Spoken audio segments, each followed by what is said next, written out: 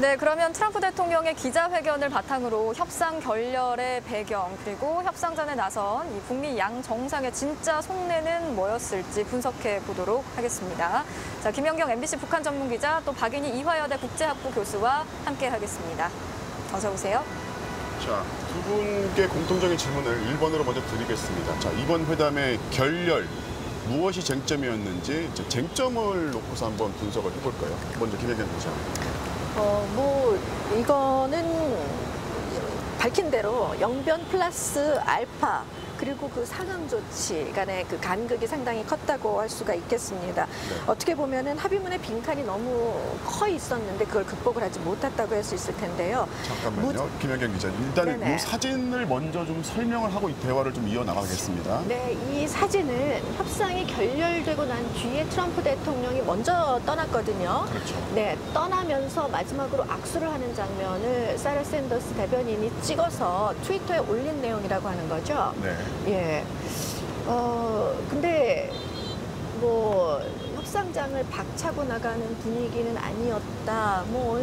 분위기는 나쁘지 않았다라는 게 트럼프 대통령의 설명이었는데 일단 얼굴로만 보면 어색하지만 웃고 있는 김정은 위원장의 모습을 볼 수가 있습니다. 자, 교수님, 저 표정에서 어떤 게 읽히십니까? 어쨌든 김정은 위원장은 외교 무대에서 세계 지도자들과 담판을 많이 해보거나 그런 경험은 아니죠. 그래서 아마 협상이 결렬은 됐지만 인사를 청하는 트럼프 대통령한테 그냥 적절한 외교적 제스처를 취한 것이 아닌가라는 것이 판단이고요. 생각만큼 모든 대화가 중단되거나 그런 게 아니고 다시 만나자라는 식의 정도의 덕담을 들어 건넨 것이 아닌가, 최악의 상황을 피한 것이 아닌가라는 정도의 해석이 가능할 것 같습니다. 자, 아까 질문에서 이어서요. 쟁점 일단 말씀하신 대로 영변 플러스 알파라는 것을 미국 측이 요구를 했는데 그에 대해서 북한 측에서는 전면적인 대북 제재를 요구했다라는 것이 상호 충돌했다. 이것이 트럼프 대통령이 기자회견을 통해서 밝힌 내용이란 말이죠. 무장 해제와 그 대가 사이의 간극이 너무 컸다는 거죠. 근데 이제 그게 지금 전면적인 제재 해제라 그러는데요. 이 부분에 대해서는 일단 미국 측의 입장을 들어봤고요. 또 북한 측의 입장과 그다음에 디브리핑 받은 여러 가지 내용이 나올 테니까 이제 좀 시간이 지나면은 이 핵심 쟁점이 얼마나 간극이 컸는지가 좀 더 명확하게 드러날 수 있을 것 같습니다. 이거는 어쨌든지 간에 트럼프 대통령이 기자회견에서 밝힌 내용입니다. 그렇죠? 좀 정확하게 배경에 대한 정확한 추가 정보가 필요해 보이는데요. 지금 상황으로서는 어쨌든 기자들과의 문답 과정에서 트럼프 대통령이 밝혔던 이유를 근거로 판단해 볼 수밖에 없을 것 같습니다. 그렇죠. 영변 플러스 알파. 네, 말씀하신 것과 같이 추가 핵시설, 생각보다 큰 핵시설, 그것을 언급하자 북한 측이 놀라는 반응을 보였다. 이게 이제 설명이었습니다. 그 진위는 조금 더 밝혀봐야 됐고요. 어쨌든 매우 엄격하고 정교한 비핵화 검증에 대한 미국의 요구가 있었던 건 사실인 것 같고요. 반면에 또 북한의 입장에서는 사실 북한은 조금 본인들이 요구하는 바를 하나씩 쪼개서 소위 그 살라미 전술로 알려진 조금 이렇게 지연 작전을 피하는 것이 일반적인 상황이었는데 오늘은 역시 트럼프 대통령의 설명에 의존을 하면은 오늘은 굉장히 좀 빨리빨리 속도전을 치르는 의도를 가졌다고 해요. 그래서 미국이 상당한 시간을 두고 생각하고 있었던 전면적 경제 해제를 요청했다라는 것이 이제 오늘 트럼프 대통령의 설명입니다.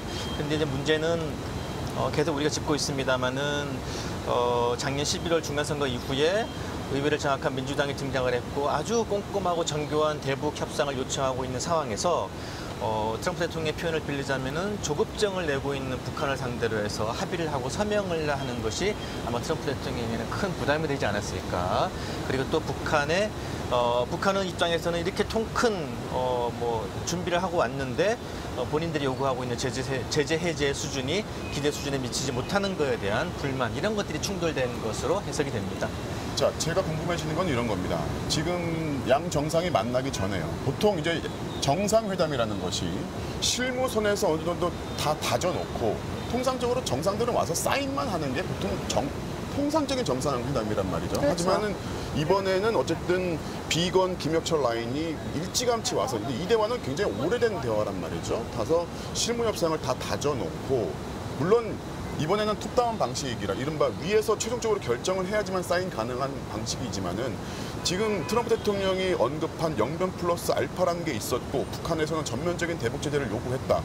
이게 이 두 사람 간의 대화에서 트럼프, 김정은 간의 두 사람만의 대화에서 처음 등장한 건 아닐 거란 말이죠. 근데 이게 일상적으로 정상 간의 접촉이 있거나 가까운 나라 같은 경우에는 뭐 현안이 있을 때 만나서 뭐 합의문이나 선언문 없이 끝날 수도 있겠습니다만은 그렇죠. 이번 같은 경우에 뭔가 담판이었고 네. 트럼프 대통령도 예고를 했고 김정은 위원장도 예고를 했고 그걸 만들기 위한 실무 협상이 있었고 미국에서 지속적인 메시지 관리가 다 있었습니다. 그래서 어느 정도 그림이 그려져 있는 상황이었는데 정상회담 합의문조차 안 났고요. 심지어는 이렇다 그러면은 공동 보도문이라든지 언론 보도문이라든지 뭔가 입장 발표가 있어야 되는데 그냥 그것이 훅 하고 끝났고 일방적으로 미국 쪽에서 먼저 기자회견을 한 이런 상태로 끝나는 아주 묘하고 드문 그런 경우가 돼버렸다는 거죠. 결국은 이 준비 부족이라는 이야기로 뭐 요약될 수도 있을 것 같은데요. 합의문의 대강은 있었으나 그것이 그 합의문에 그 양 정상이 결단해야 할 빈칸을 남겨두었는데 빈칸이 처음에 실무 접촉에서 논의되던 그 빈칸의 범위를 좀 초과한 것이 아니겠느냐. 초과했다. 저기 빅딜의 범위를, 그 딜의 범위를 초과한 것이 아니겠는가. 그렇다면은, 최근 사이에 어떤 상황적인 변화, 혹은 뭐 국내 정치적인 상황도 있을 수가 있고, 여론의 부담도 있을 수가 있고, 뭐 아니면은 그 실무와 정상 간의 어떤 소통의 문제가 있었는지, 제가 그런 부분에 대해서는 좀 살펴봐야 할 것 같습니다. 정상회담에서 이렇게 결렬했다는 게 굉장히 이례적인 정상회담인 건 분명히 맞고 그렇다 보니까 말씀하신 대로 현상적으로 준비 부족이라는 말이 자연스럽게 나올 수밖에 없어요. 현상적으로. 외교의 어젠다의 성격에 따라서 상향식 협상이 이루어지는 경우가 있고요. 하향식 협상이 이루어지는 경우가 있는데 싱가포르 정상회담에서도 확인을 했듯이 비핵화, 제재 해제 이런 이슈들은 톱다운 방식의 전형적인 빅딜 접근으로 갈 수밖에 없습니다. 그래서 1차 북미 정상회담에서 싱가포르에서 최고 지도자가 큰 빅딜 합의를 한 것이고요. 근데 문제는 그것이 연말에 오면서 왜 속도를 내지 못하지? 실무진으로 전환이 되지 않구나라는 것은 말씀하신 바와 같이 지금 어제오늘의 일이 아닙니다. 그렇죠. 그리고 왜 실무진으로 실무 협상에서 전환이 되지 못하는 원인이 뭐지? 비핵화를 먼저 해, 제재를 풀어줄게. 제재를 먼저 해야지 우리가 갖고 있는 유일한 카드인 핵을 포기할 수 있지. 이 시퀀스라 그러죠. 순차의 문제와 우선순위의 문제에 대해서는 북한과 미국이 충돌한 게 어제오늘 일이 아닙니다. 그렇죠. 그럼에도 불구하고 이번에 이런 그 실무진에서의 준비가 부족했던 것은 한두 가지를 짚어보면은 저는 최근에 와서 볼튼 보좌관과 폼페이오 국무장관이 거의 좀 보이지 않았던 것이 조금 걸리고요. 이게 김혁철 비건 라인이 가동이 되었는데 두 라인이 감당하기에는 너무 큰 이슈가 아니었나 생각을 좀 하고요. 그다음에 또 하나는 그렇기 때문에 어제까지 큰 그림에 대해서는 빈칸으로 놔두었는데 만찬에 임하는 김정은 위원장의 안색이 그렇게 좋지는 않았습니다. 만찬 이후에 좀 밝은 표정을 보이긴 했습니다만은 그래서 사안의 특성상 최고 지도자가 합의를 해야 되는데 마지막 순간에 좀 그것이 잘 이루어지지 않았던 것이 아닌가 생각해 봅니다. 아까 박성호 특파원하고 이정은 기자가 정리를 좀 해주긴 했는데 그렇다면은 현상적으로는 이렇지만은 결국에는 트럼프 대통령이 그 빈칸을 내가 뭐를 채우기에는 어떤 국내 정치적 부담감 이것이 작용을 했다 이런 또 해석이 가능하거든요. 네, 트럼프 대통령의 말이 길었습니다만 좀 요약을 해보면 지금은 사인할 때가 아니다. 그런 얘기를 한 거죠. 지금은 그렇죠. 아니다라는 거고 두 번에 이미 핵실험 안 하고 미사일 안 하고 그 동결 상태로는 이 정도면 만족스럽다. 인질도 돌아왔다. 네. 그리고 현재까지 확정된 제재는 계속 갈 거다. 지금 이 얘기를 했거든요.